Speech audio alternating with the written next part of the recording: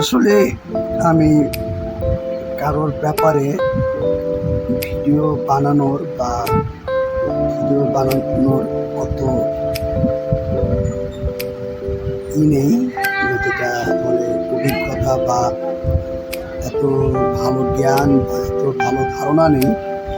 তবে একটা মানুষকে নিয়ে ভিডিও বানাই মাঝে মধ্যে, কারণ বাংলা চলচ্চিত্রের বর্তমান একজন অভিভাবক বলা চলে। কেউ মানুক বা না মানুক, আমি মনে করি বর্তমান যে লোকটা 25 বছর একটা ইন্ডাস্ট্রিতে সময় দিয়েছে, তাকে একজন অভিভাবক বলা যায়।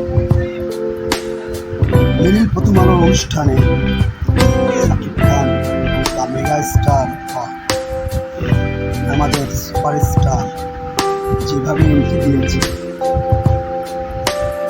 এক কথায় বলা চলে অতুলনীয়। এই মানুষটাকে নিয়ে একটা সময় কত মানুষ ট্রল করেছে, কত মানুষই না তাকে অনেকভাবে অনেক কথাই বলেছে।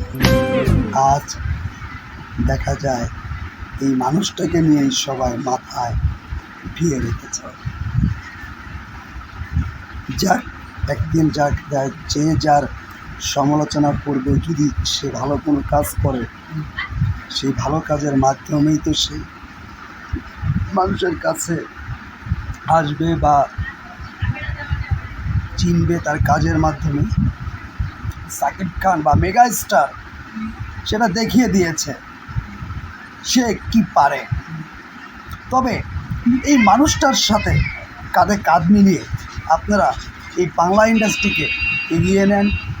ওনার প্রতি সবাই সম্মান, এবং উনি যেই সম্মানের অধিকারী, ওনাকে সম্মান দেওয়ার চেষ্টা করুন যারা বাংলা ইন্ডাস্ট্রিতে কাজ করছেন। ওনার কাঁধে হাত রেখে এগিয়ে যান, কারণ বর্তমানে উনি বাংলা ইন্ডাস্ট্রি একজন বটগাছ। এই বটগাছ সবাইকে ছায়া দিয়ে রাখবে।